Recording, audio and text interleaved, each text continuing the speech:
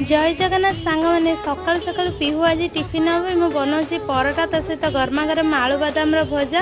यहाँ पिहू टिफिन नावा सहित ता पापा मझे खाई नेबे।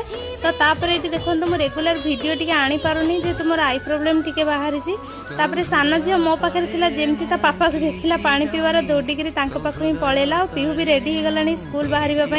तो सी स्कूल जावापर समस्ते पलैले मो ब्रेकफास्ट नहीं आसली। मत सकाल परोटा भल लगे मत मीठा जिनस खावा भल लगे।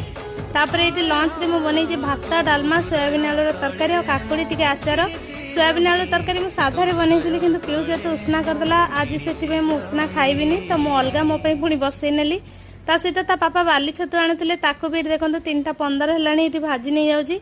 आउ बहुत लोक लगे कि चश्माटा स्टाइल पिंधुली तो से न पिंधिकी चश्मा आज मो आखि केते इन्फेक्शन हो। तो वीडियो जदि आपण मानक भल लगी निहाती लाइक करने। चैनल नुआ थे प्लीज सांग माने चैनल को सब्सक्राइब करने।